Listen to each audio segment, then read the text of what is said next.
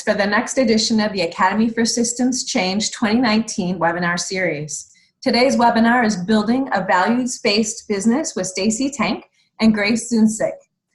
I am Ginger Duiven, Executive Director of the Academy for Systems Change, and I'm filling in today for my partner, Darcy Winslow, President and co-founder of the Academy. Darcy is unable to join us today due to a death in her family. Darcy, we're sending you our love at this sad time. For those of you joining us for the first time, I will start with a brief introduction of the Academy for Systems Change.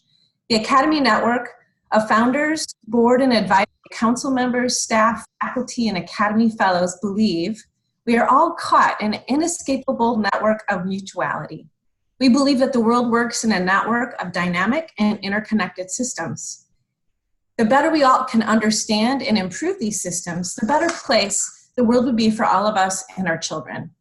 The Academy seeks to contribute to that better understanding and to improve our systems through systems leaders capacity building programs, curating the best resources and learning opportunities for those working on the ground around the world, and maintaining a network and learning community for all to grow in their systems understanding. That's a lot to say, but I think it gives a good sense of who we are and what we're trying to do with the Academy. This past year has been a year of tremendous growth and deepening of our systems change work. Please explore the resources on our websites, all linked from our homepage at academyforchange.org. So, as you know, we have many options for systems learning and leadership development. We are grateful that you have chosen to engage with us here today. The Academy for Systems Change invests hundreds of hours and lots of resources each year to bring you free resources like this webinar today. We hope you might consider making a donation to help us continue to bring you resources like this one. With your donation, we can continue to provide quality programs with leaders like Stacey and Grace. You can give securely on our website at academyforchange.org. Thank you for joining us. And now I'd love to get started by introducing our wonderful speakers and friends. First, let's start with introducing Stacey Tank, Vice President of Home Services at the Home Depot, and she's also one of our Academy Fellows and a board member. Welcome, Stacey. Thank you so much. It's great to be here. And then I'd also like to introduce Grace Zuncic, who is the Chief People Officer at Chobani. Grace, thank you so much for joining us today and taking time out of your busy schedule. So what I think it would be great to do is if we can just start with this foundational question of what does a values-based business mean to each of you and how do you define it? Sure.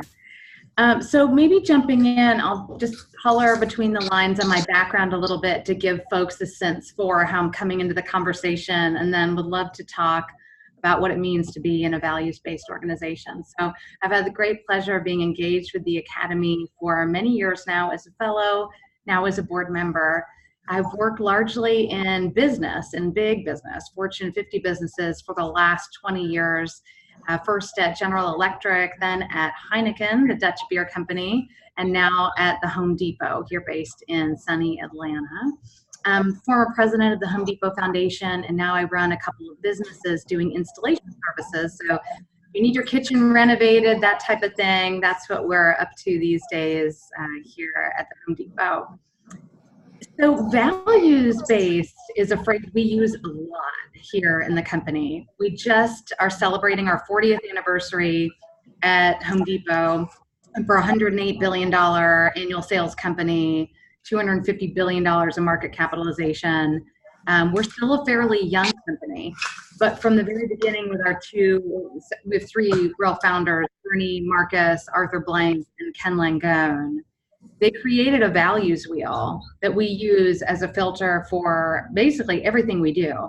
It's on our aprons. If you're in the stores, you'll see we put it over our hearts. We talk about it almost every day. I've already been in meetings today where we were referring to the values.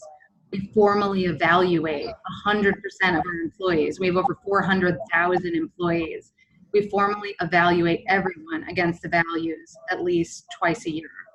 The values are do the right thing, take care of our people, give back, entrepreneurial spirit, building strong relationships, respect for all people, creating shareholder value, and excellent customer service. And they are truly a lens for decision making. You'll hear people in dialogue talking about sometimes a difficult conversation and asking, are we really living our values? So I do think values are different depending on where you are.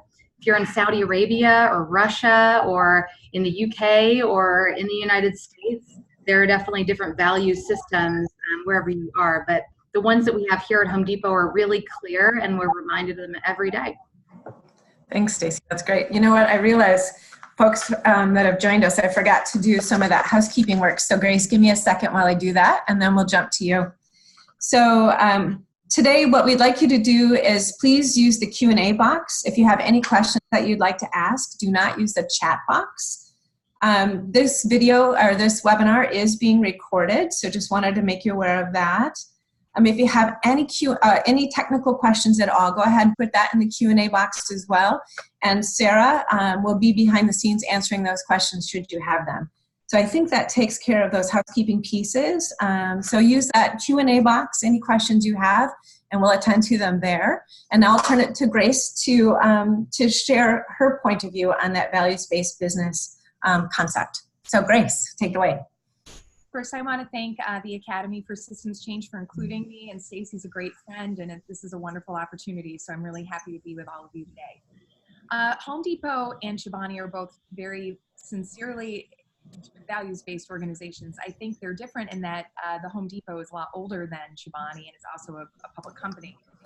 Chobani is a 10-year-old business. We're celebrating our 11th year this year. We're very founder-led. And the founder is still with us working for the company and has been out there talking about really the anti-CEO concept of the purpose of business is to deliver value to employees and community, kind of ahead of sort of traditional thinking around shareholder value. And I think it's something that we can speak to comfortably as a private company. I think there are different elements to that. When you're a public company, they're just a part of being on an exchange, being held accountable for quarterly results. But it's a mindset that we've had since the very beginning of the business. So value-based business means to me is it's really integrated in the way that you run the company. And I think it's very consistent with what Stacey had said, and that you're hardwired on every element of the business and every decision that you make to be values-based and values-oriented. It's not owned by a department. It's not owned by a division of the company. But every employee knows that in the role that they have, whether they're an accounts receivable or they're the chief executive officer, that the decisions that they make can shape the way the company is expressing its values to, whether it's consumers, its employees, or it's to suppliers or customers. You can recruit for it. You can ask questions around, purpose and asking people how they make decisions or times that they've been challenged ethically and how they handled and navigated those decisions. You can integrate values-based thinking and performance management, as Stacey had alluded to, with your competencies, with your leaders and your managers. And you can do a lot of different things. You can have community events. You can have benefits that are aligned with values-based thinking. At the end of the day, and it's no surprise to anybody on the call, it's really from the top down. You have to have leadership that practices it and exemplifies it. And I think in today's day and age, you kind of have to be known for it externally as well. You have to put a stake in the ground on some issues that are core and central to the beliefs of your company. It's not signing on to every pledge and on every commission and getting your name, but picking a couple things that you think you could really move the needle on and have impact on. For Chobani, that's been immigration has been a theme for us. Equity issues have been a theme for us. And you just have to pick what feels right for your company. The other thing I'll say is as far as what values-based business means to me, and I learned most about this working here. So I don't have a lot of benchmarks. This is just most of my career has been spent here at Chobani. Is around giving locally. I think that there's real kind of a change in how people are thinking about the ways in which businesses contribute to their own backyards. Home Depot has a phenomenal reputation for supporting, because your employees are everywhere, supporting all the communities that they live in. It's such a beautiful example. I think for us here at Chobani, we happen to run 2 large manufacturing facilities that are in very rural parts of America. And the organizations there need attention and they need support from our company. So we've been very thoughtful about looking to those areas first when we think about philanthropy. and we think about the people in our own community and supporting them in our values-based work. So a lot of thoughts shared there, but looking forward to some additional questions to get into the details with the folks that are on the call today. That's great. I think that one of the things that would be interesting to follow on from what you both just said is how does that actually come to life in examples when you're trying to sustain that social good in a fast-paced competitive sector? Like, how does that look on the ground every day for you? And I know, Stacey, you've already kind of given us a little insight into that this morning already. You've kind of referenced this value. But maybe a couple other examples of where maybe there's been some tension around the values versus sort of a competitive force or something that you could illuminate for us. And Grace, I'd love for you to hear the same from you. Yeah, I think there has to be a certain amount of fierceness that your employees have and that certainly the leaders have to protect those values and to make sure that you're really living them. One of the ways that I really admire that the company has always done here is we encourage faith and we encourage any associate, anytime, anywhere, to come up to the office or in the field or call or send an email or whatever it is. Literally any leader at any time with any concern whatsoever. And a lot of the outreach that I receive has to do with our values when they think we are not living up to a certain value. And it's really important when you get that big. We're, I think, the third largest employer in the United States. People have to feel comfortable raising up their voices. They have to feel comfortable speaking their truth to authority. And it insulates you from employees that are more remote who might not be making the best decisions and may not be living our values. I think I've certainly experienced occasionally behavior that doesn't align with our values. And I think the company has done a great job supporting me and making choices to make sure that we either get on board or we get promoted to customer, as we sometimes say. But that has a way of that has a way of coming out in the wash. This organization does not accept people who largely violate what are very strong norms for us. The other thing, I love what Grace was saying about focus with your social vision and your social impact work as a company.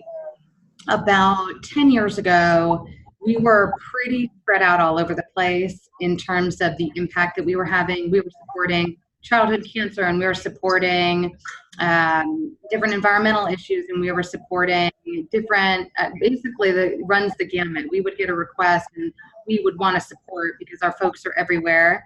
And with that many employees, we have connections into almost every challenge that you could imagine. We weren't really having an impact on anything because we weren't focused. So we reflected on what we felt were our unique strengths, which are building things. Our people are also really handy and they love to volunteer and we love to just get out and do projects and build things. And we know a lot about housing. And we tried to focus in on that area. And at the same time, we have 35,000 associates who formerly served our country in military service and are veterans now of our country. And so we started to focus specifically on veterans, veteran homelessness, veteran housing. And we have now a codified $500 million commitment to veteran housing. And it's really helped to streamline a lot of the efforts. And we've worked with different mayors and governors to try to eradicate veteran homelessness in certain areas. And you can see us moving the needle with that type of focus. So I think that's really helped also to give our employees a sense of purpose coming in every day, knowing that the work that we do to serve our customers, we also protect time and space for them to go out and volunteer. We have a volunteer workforce called Team Depot, and we have a captain's network across the U.S. where they either support veteran causes and sometimes they want to do other things for their communities. As Grace mentioned, different communities have different needs, and we fund that and support that. Wow, that's great. Thanks, Stacey. Good. It's a great question. I think I have a couple thoughts on it. Being a young company, founder-led, we're lucky because we can still say, well, Hamdi wouldn't want it done that way. I mean, we say that at the company, when we're making decisions or we're debating things, because he is so values oriented as a CEO that it becomes this North Star for us. And I think that's very helpful. It's not something we'll have forever though, right? So you have to build in some sustainability of these values. And Tracy had alluded to her founders and how they still talk about the values today. So you need the anchor, and then you have to, think about it for the long term, that I think is important. A couple of areas for us that are just thoughts that came to mind are really around our decisions regarding the food and the product. So for Chobani, we are in a competitive, CPG landscape. We're competing against large companies, the majority of which are public companies with, access to capital that we don't have, and we're smaller and we're private. And we have to have very tough decisions with our suppliers around our commitment to all natural food that can be made deliciously and that's affordable and accessible for people. We're a mass brand, and we think about making our product available to everyone. And it's been really interesting seeing the procurement team really push our suppliers on our expectations, right? And doing that when you really don't have the amount of leverage that larger companies have. Just because suppliers know how core the values really are to you. And they know that, it's a negotiation that can only go so far. So I think that's been something I've seen play out over the years as we develop new SKUs and develop new products, how true we've been to what we're giving to our people to eat and our children, and how important this is for the company and how important it's been since day one. So you see it in decisions with the business. And then you also see it in decisions with things like benefits. I have a story from years ago. We implemented our parental leave policy. It was time. We needed something. I think it was 2015. We had looked at this in 2016.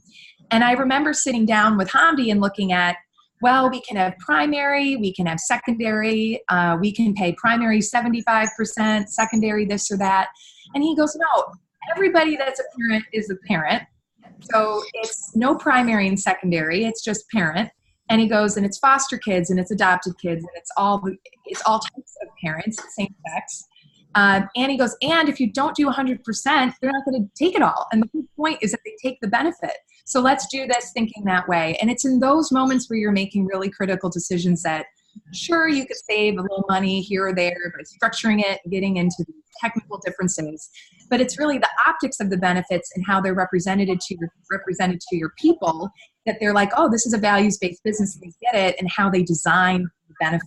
So it can be an example like parental leave. It can be a whole host of different examples that you might roll out with your company to really articulate your values to people through what you're offering them in that respect as well. The last thing I'll say about this, and I know we'll have more dialogue, is around, I think there's some thinking out there that if you're too values-based, you become too soft and you lose a competitiveness. And I think that's just so wrong because debating things that are the right things to be debating and having heated discussions, and Tracy kind of alluded this to, well, really like the opportunity to speak up and to express your mind and to challenge authority, I think was the language that you had used, Stacey, is really critical. And debating respectfully, but debating on the right things, feeding on the right principles is very rewarding and very hard work and isn't soft. And so you can introduce this thinking into your company and still win in the marketplace. And I think that's very important for some of the early stage companies that might be on the call today, thinking through how far you want to take it. You can take it as far as you want to take it, and you can still win. And wanted to make sure that was mentioned as we get to some additional questions. Grace, that was a really interesting point you just made. I appreciate that so much, because you're right. It isn't soft. It's really hard work. So that's a really great thing to highlight there. Something I've experienced personally as well in my own career. So I totally align with what you just said. Stacey, do you have anything else you want to add before we move to another question? No, I loved what you did on parental leave, and we just did something similarly. And I love that our men and our women both get extended leaves. Our men get 6 weeks of leave, including in the store environment. We all have the same benefits here. And those are some very interesting debates that we had inside the company. And at the end of the day, to me, what was important is that you try to remove any stigma from one group or another group. And so if women are taking leaves and men aren't, women are going to inherently be stigmatized. both are taking extended leave, you've evened the playing field. And I think it's made a huge difference here. That's a great observation. Thanks, Stacey. So you just mentioned women, so maybe this is a good place to kind of just touch on what role women are playing in values-based business innovation, and why do you feel women are particularly successful with this kind of work? So just curious about how that particular piece might play in for either one of you. So love to hear from you about that. Stacey, what do you think? Yeah, you know, in my experience, gender is so interesting. I think we've all been reflecting a lot on gender, and the public narrative has helped all of us deepen our understanding and our thoughtfulness around what does gender mean and gender norms. In my experience, the women on my team do a really great job, particularly great job, asking questions, listening, and finding ways to compromise.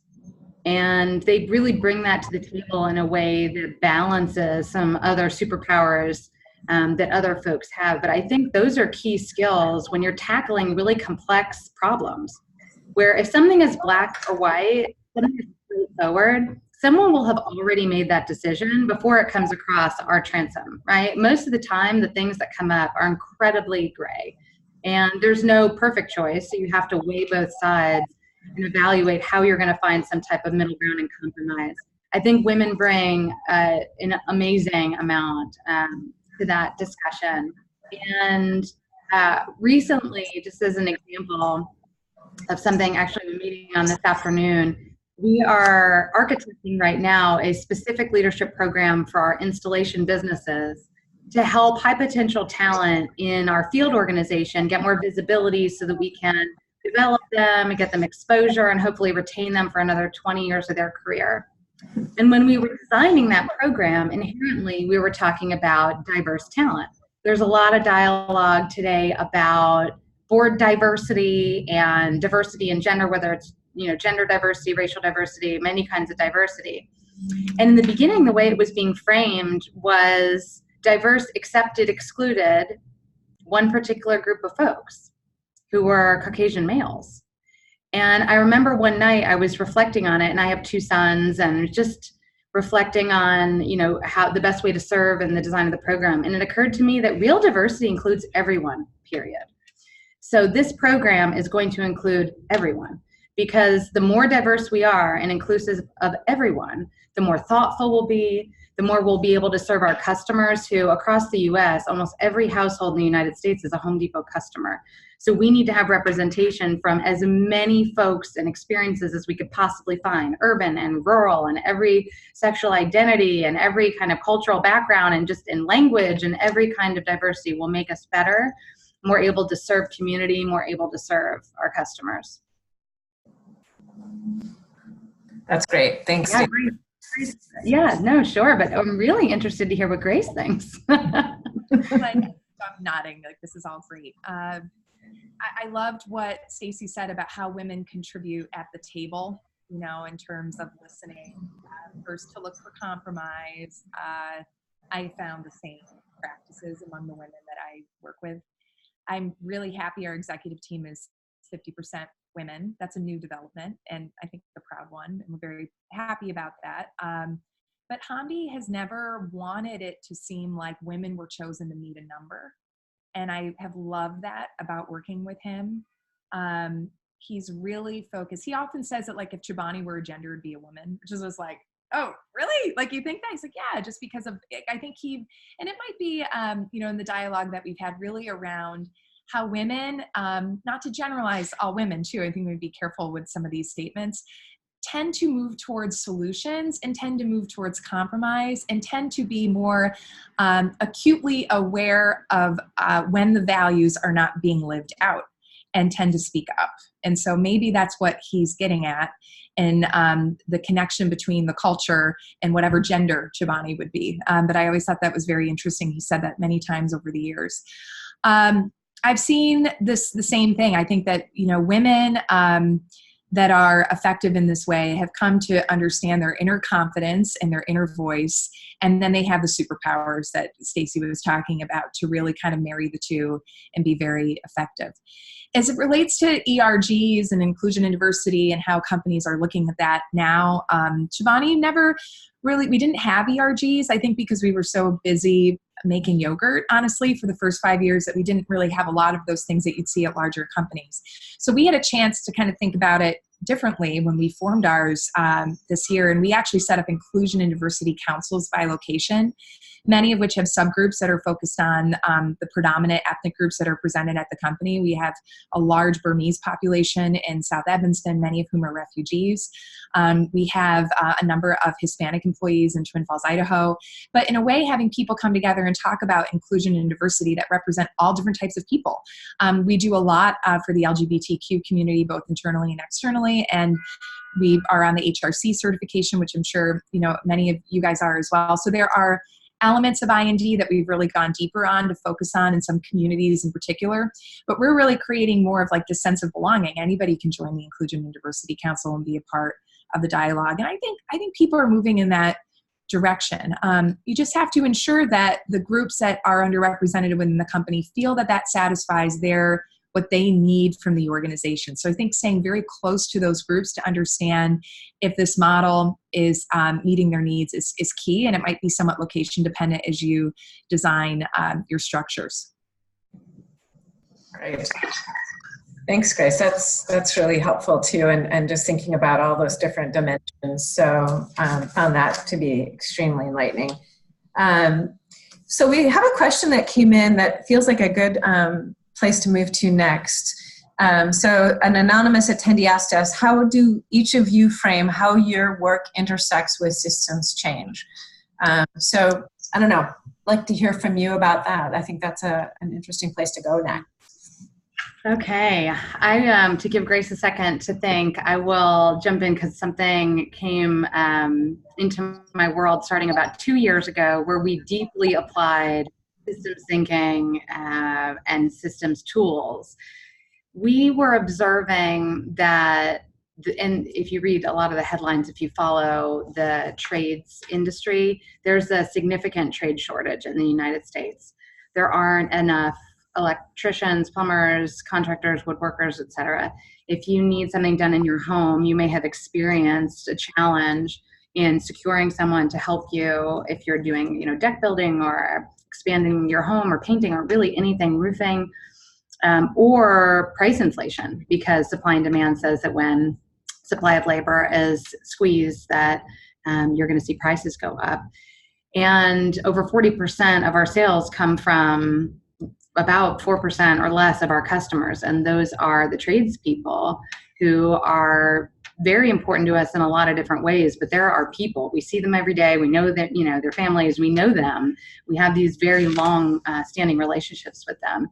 And so as we were observing the skilled labor shortage, we were thinking about, what's going on and what can we do about it? And you can be tempted to jump to addressing what are symptoms of a much deeper root cause. And you could jump to, okay, we need to fund trade schools, or whatever the thing that seems like could be a logical conclusion. And instead, we tried to step back and deeply understand how we got here. And I remember when I lived in Germany when I was in my 20s and hearing about the trades there, they're very respected and celebrated. And I remember thinking to myself, feels different than in the US, where this is something that is viewed as less than. And so we thought, let's go back in time and think about maybe the last 50 years or however long we need to go back and figure out how did we get to where we are today with the trades, to a place where trade, class, shop class, that I had when I was in high school has largely gone away and been defunded, et cetera. So we brought in a systems mapping expert, and we sat in a room for a day and we just tried to figure it out. And we did all the spaghetti chart drawing, and here's what we learned. Not what I would have expected.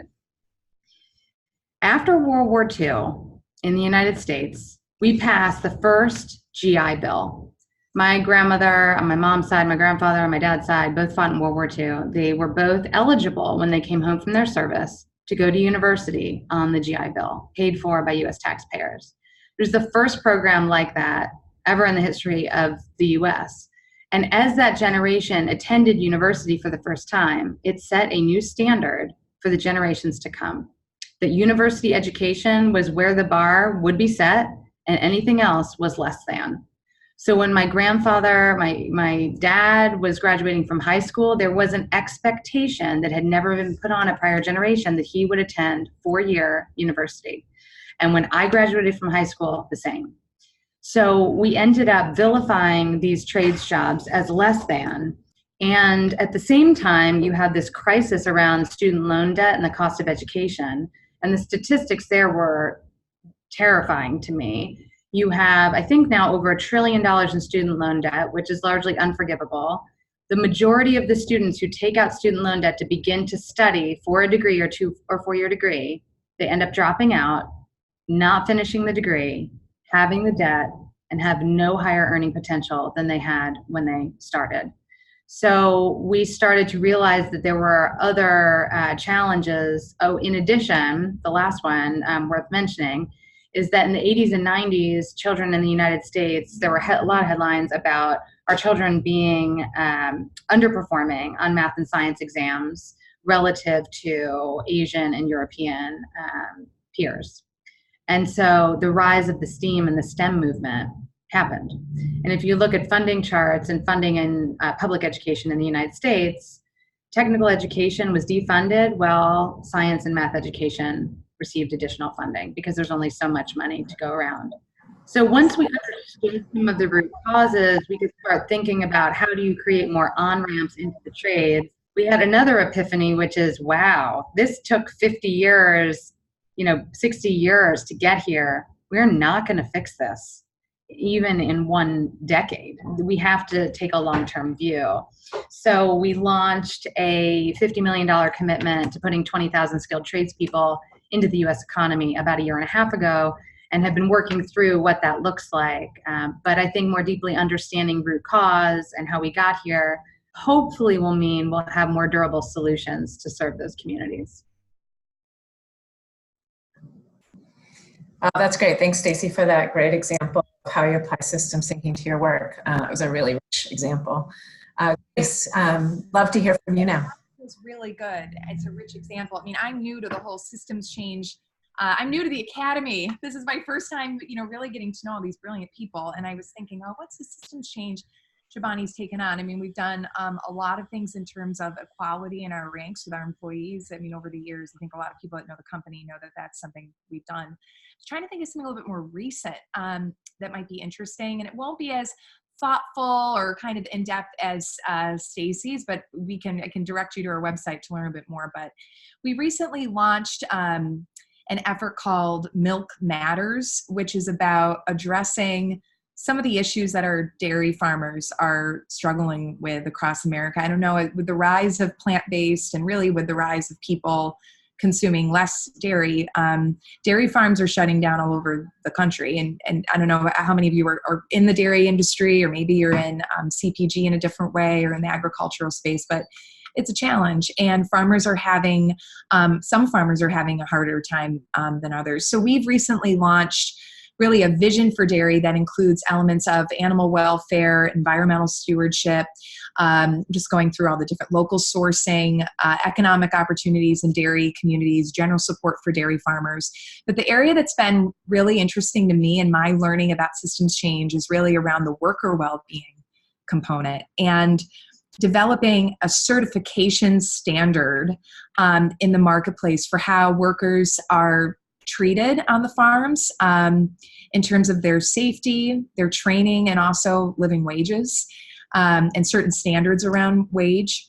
So we've partnered with Fair Trade to develop like a first ever, and a Fair Trade USA, many of you on this call may be familiar with the organization, to develop a certification standard for what worker well-being would look like.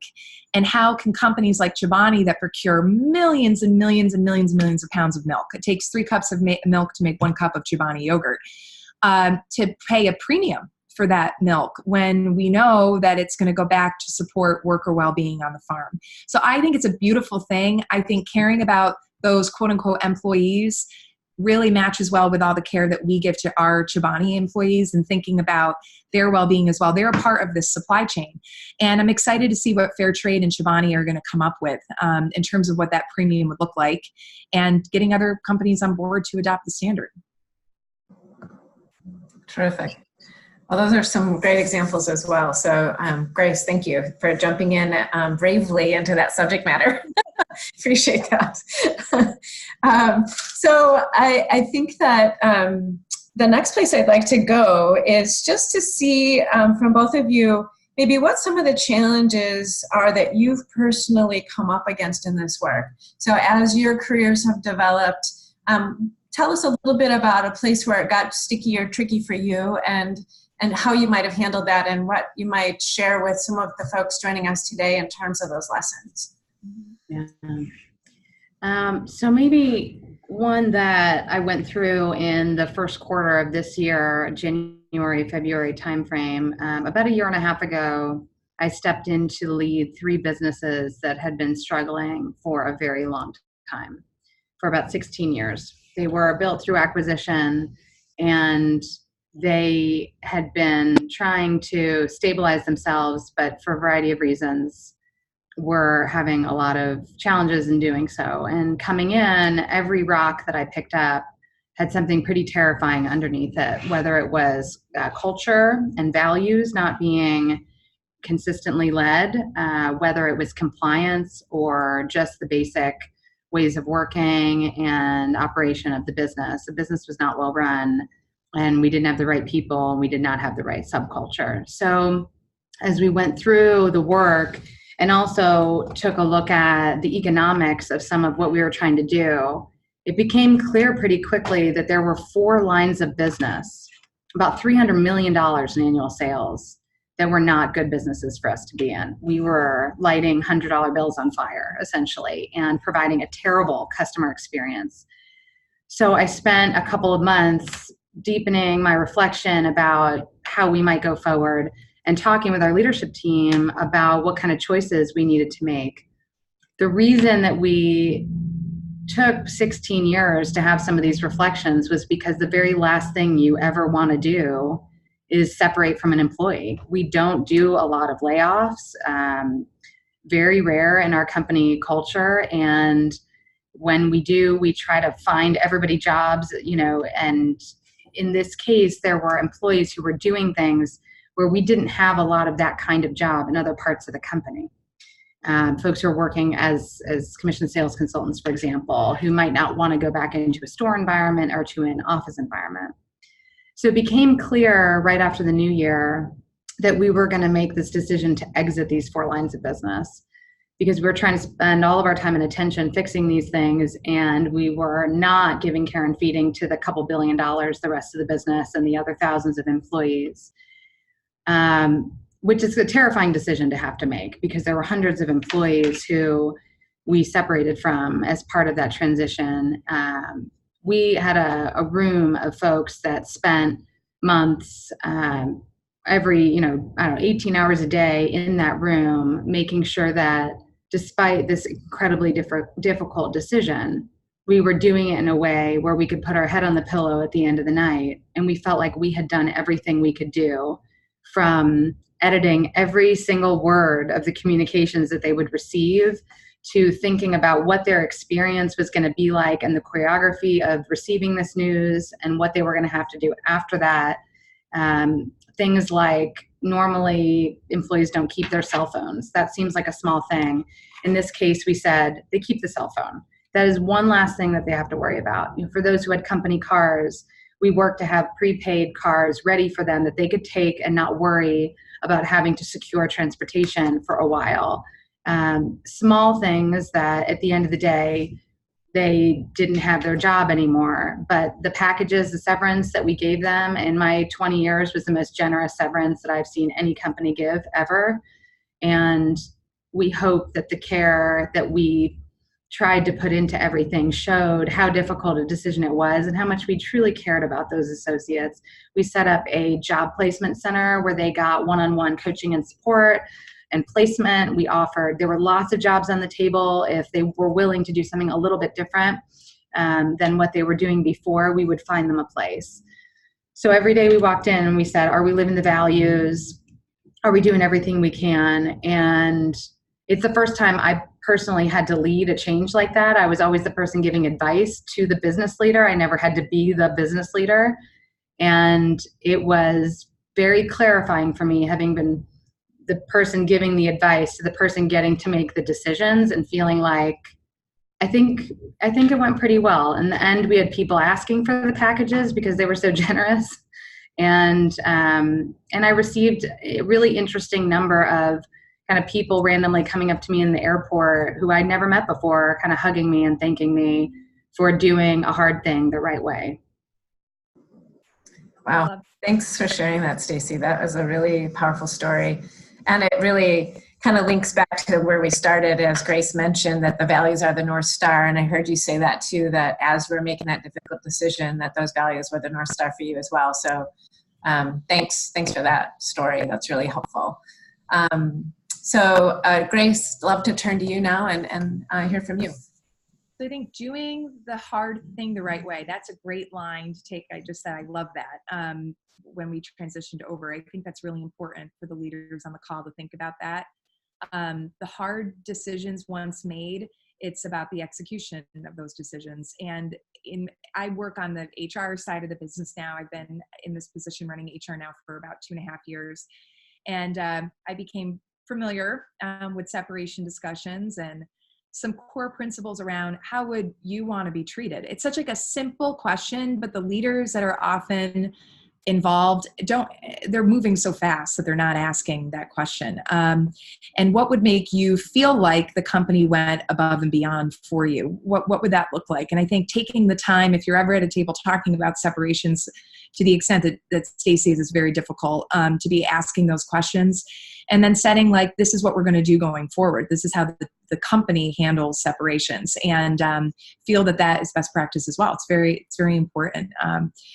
We always, at Chobani, we talk about, whether you're here for 3 years or 5 years or 10, we have shorter years because we're a younger company. We want it to feel like a transformational experience, and that people can still feel that way on the way out the door. It's kind of the most amazing thing, depending on the way in which they were treated. And so I think that's just something Stacey was alluding to, I think is really important. For Chobani, it's been like a ton of challenges. I mean, I think, in 2012, I think it was, we had our first voluntary recall, and Hamdi was like, oh my gosh, I'll just never forget our employees that never would respond to a customer, it's essentially in like sleeping bags, responding to people, and Hamdi being so transparent about what had happened and the mistake that we made never would happen again, and knock on wood hasn't. I remember Hamdi bringing in a private equity partner for the first time, and how hard he worked to ensure that he retained control of the company, because he knew without him we would lose he was very concerned that we would lose the values. He's very vocal about that. He's been out there talking about that. So I've seen a lot of hard things through the years, and how hard and really just, Hamdi and the leadership team work to keep the company together because of the purpose that the company is supposed to serve in the world. And how cool is that, right? I mean, it wasn't like we got to keep it together because my retirement's counting on it. It was more like we got to keep it together because we have so much potential to show the world what a value-based business can be. And we always qualify that by saying that we are absolutely not perfect, because there are so many areas of the business where there are opportunity to do better and to do more. And that's a big part of my job. That's the marathon I feel every day I go to work. And that's a big part of everybody's job here. But that's a really neat feeling to have when you're in the four walls of the plants or the offices of this special company. So my thought here would be, through hard times, know that the decisions that you make there are probably even more important than the decisions that you make during the growthy times or the easiest of times, and take the time to make those decisions well. And I think Stacey's example is a really beautiful one. Terrific. Well, thanks, Grace. That was a really helpful story to hear as well about your experience there at Chobani. So we have a couple of questions that have come in from the participants today, and I'd like to turn our attention there for the last 10 or so minutes that we have before we wrap up. So I want to circle back to a question for you, Stacey. Someone wrote in and asked us about how the company at the Home Depot has deliberated about the sale of Roundup in your stores. So I just want to toss that one to you and see how that one fits within the discussion we've been having today. Sure. Yeah, it's been a hotly covered topic, and the truth is I'm not close to it in the role that I'm in now. I actually don't know where the company is, but in my prior role, I was closer to some of the things that would come up. I remember in 2008, we exited the sale of neonicotinoids based on potential impact to pollinators. So we have a group that is always tracking and trying to figure out how to navigate and honor all the thoughts and new science all the time, which is one of the amazing things about the contemporary society that we live in, is we're getting so much smarter and learning so much more as a society all the time. And so we have to evolve and be responsive. So I don't know where we are on Roundup specifically, but I know that there's a team led by an amazing guy who's been here, I think, over 30 years, named Ron Jarvis. And I'm sure it's on his radar, and I will seek him out and see where we are on it. But I appreciate you following the issue because these issues really matter. Thanks, Stacey. That's great. Thanks for that. So another question, this one's a little bit more in depth, so bear with me as I kind of try to paraphrase it for us all. The writer references the Business Roundtable and their recent news about maybe taking the sole focus on corporate work from just shareholder value to being fair to employees in the natural environment and so on. That's this broadening of the purpose of the corporation that the Business Roundtable has come forward with. So the question around that is, what role would you expect your functions and peers to have in helping the C-suite define its new expanded path? Yeah. What interventions and by whom would be the most helpful in that regard? So kind of a big one there, but I'll throw that out to you and see what you might think about it. Yeah, Ginger, I'd love to talk about this one. I mean, when it came out, it was a big article in the journal and a big spread, a big advertisement. I remember Hamdi sent it along to the executive team, and he said, maybe we should all watch my anti-CEO TED Talk. And he wasn't boasting. I think he's trying to make the point, this is awesome. Like, so many companies are now getting on board with something that, is a much smaller company we think is really important. And the question I had is exactly the question that this, great person submitted here. And that now, how do you go about doing it? Because so many of these companies are very set in their ways. I think it's hard. I mean, one of the things I think is very hard is delivering on the expectations of quarterly results and how that works and how you do that, and then kind of change the game in terms of who you're really delivering the value for. So it's that's going to be interesting. And I think if you want to talk about systems change, is like, how do you think about that, right? And how do you get it how you have the market, right? I mean, because that's a lot of players there. I think for my function in HR, people, culture, it's significant on this issue. I think it's about the decisions. It's the constant decisions that we're making all the time around the employee experience. It's around everything, from how they're recruited to compensation, to benefits, to development, to learning, to training. I mean, all these things. I would think that the CEOs that have signed on to the Business Roundtable need to partner very closely with their CHROs to deliver on the mandate. I think they have to be close to their supply. It's everybody. You have to be close to their head of operations to know if supply chain has any issues. You look at some of these organizations every day that are popping up, and the things that they didn't know that were going on within their organization. We'll use horrible examples of things that are out there more on the people side recently. And now being really, really holding yourself to a higher standard to be accountable for all of these decisions that are made across the enterprise.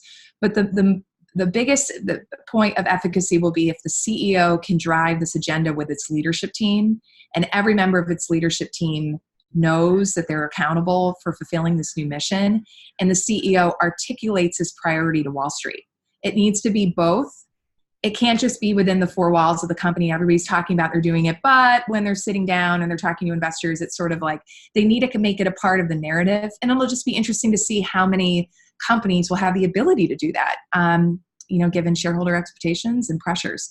So I'm excited to see it. I think it's a bold move. I think it's big. And I hope that 5-10 years from now, we're talking about it and we're talking about all the metrics and all the impact that these great organizations are making.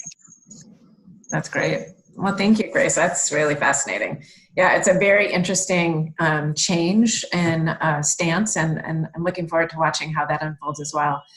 Stacey, have anything you'd like to mention or add to that? Yeah. I mean, I would say I think that a lot of great companies have been doing this and behaving this way for a long time.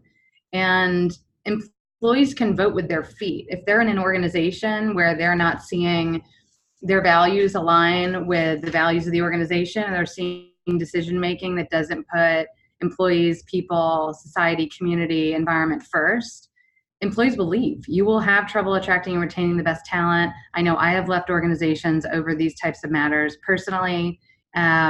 So I'm glad to see it codified, and it can feel overwhelming. And at the same time, I think start somewhere. What are the 3 things you're going to move the needle on this year? Declare them so that your organization can hold you accountable and your stakeholders internally and externally, and then track it and move the needle on them. Start somewhere. Don't be overwhelmed. And I love how Grace so transparently and vulnerably said, we are not perfect. No one is perfect. We will not get it right all the time, but when we get it wrong, we will say we got it wrong and we will fix it. Thank you. Thanks. That's great.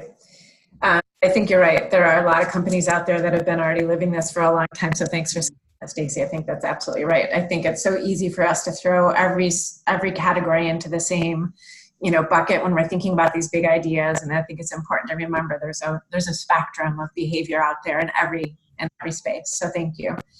So we're getting close to the end here. We have just about 9 minutes left together. So I have 2 options for our panelists.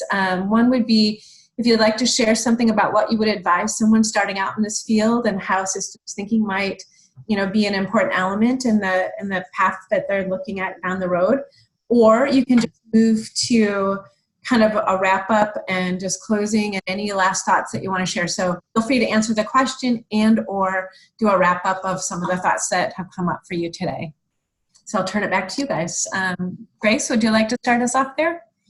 Yeah, I mean, I think for people starting out in their careers or transitioning into like a new career, maybe they're re-entering the workforce if they've taken a bit of a break, is, and this is sort of a classic response, so I might apologize for that first, is like ask a ton of questions. And when you're interview the interviewer, really understand the culture and how decisions are made. When you're interviewing with the business unit people, give them like a day in the life where they're actually kind of challenged by, kind of value-based decisions, or, I wouldn't maybe go as far as ethical, but things like that they see that are opportunities for the business to really double down on the values and the work that they're doing. I think screening for that as well.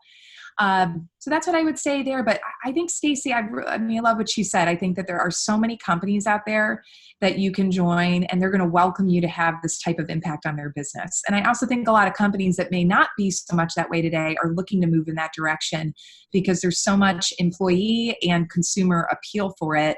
And now maybe more high expectations than we've ever seen before. So I would keep an open mind. I also think you can have this kind of impact within organizations that maybe aren't known for it yet. Sometimes I think people think, oh, if I really want to work for mission-driven, values-based business, and here are a list of the ones that I know of that are really that way, that's fine. But there are also a ton of companies that won't be on that list that are doing really amazing things that you can seek out to work for and have impact.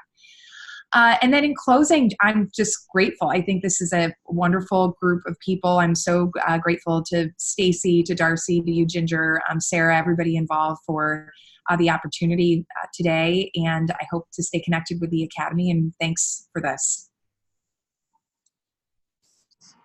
Love it. So fun to have you here, Grace. Maybe just a couple of builds.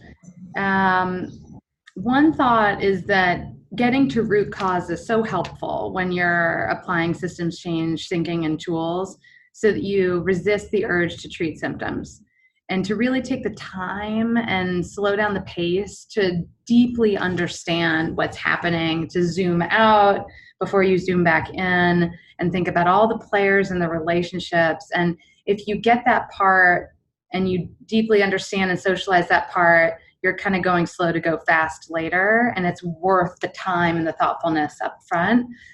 I'm also amazed that it takes all parties, whether you work in government, in nonprofit, in private business, public business, depending, no matter the organization in which you work, these huge challenges that we're facing take all of us, everyone, to tackle and collaborate with each other successfully to make an impact.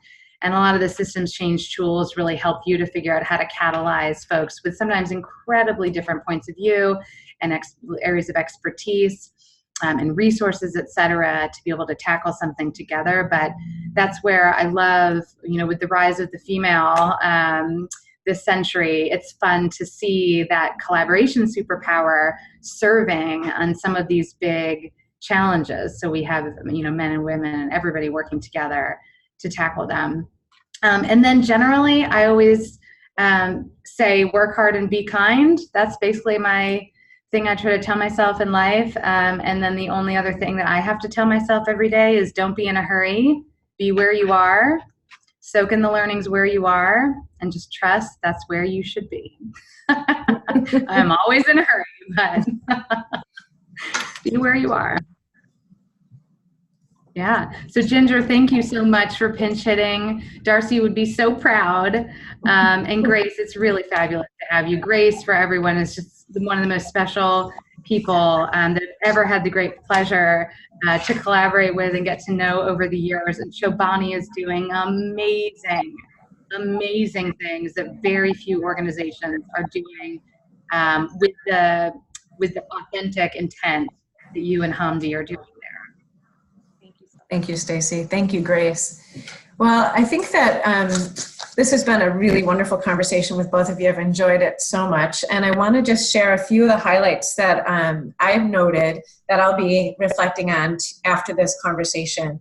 So I heard from you both really emphasize do the hard thing the right way. And I think that's a really lovely short way to remember that when we're thinking about values-based decisions.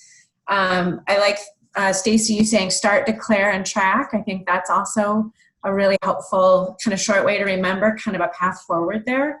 And of course, the values wheel and the other ways in which we keep those values really present and close to heart, really helpful to think about it in those terms. Grace, you called it the North Star. These values are our North Star, and certainly having a values-based leader at the top helps us keep that in our eyesight all the time, which is so helpful. And putting that stake in the ground, boy, is that a valuable thing to be able to do and to be able to reference back. That piece that women bring to the table, I was asking those questions and listening and compromise. And even I think Grace added the collaboration aspect that women often bring as a superpower into these kinds of conversations is super helpful. So great to remember those pieces as well. And for the women on the line, I think many of you are. Remember those as superpowers, right? Those questions that you're asking, the listening that you're doing, and the way that you're leading compromise is so important to the process. So thank you both for sharing those really wonderful nuggets for us to kind of reflect on and carry forward with us into our workday today and beyond. I want to wrap up for the folks that are still on the line with us. Just thank you for joining us today. This is one of the webinars in a series that we have through 2019. We're excited to be able to provide these to you. Delighted that you joined us and shared your valuable time to hear from these wonderful women leaders, systems change leaders in both rights. So really delighted that you took that time. I will encourage you to look at the resources on the Academy website. You'll find all kinds of interesting pieces there, some things to build on what we talked about today, some things that you might experiment with in the work that you're trying to do in the world. So please interact with our website. Look at the systems change field book. Find some tools there that might help you experiment some on systems leadership in your own right. And dip into the stories that we have on our website. It helps you also see what it looks like to actually lead systems change on the ground. If you're new to this kind of work, that's a great place to start too. And lastly, I'll just make one more plug. The Academy is a nonprofit organization, and we're out in the world trying to share these resources and build the field of systems change leadership. And we would be delighted to have your support and your ongoing participation and engagement. So please take a look at the website, consider a donation if you can. We'd love to have you as part of our family and our network. And with that, I think we're ready to wrap up. Any last words from Stacey or Grace? All right. No, thank you so much. Thank you so much. It was great to have you both with us, and we'll look forward to hearing how things continue to move forward with the Home Depot and with Chobani. Thanks so much.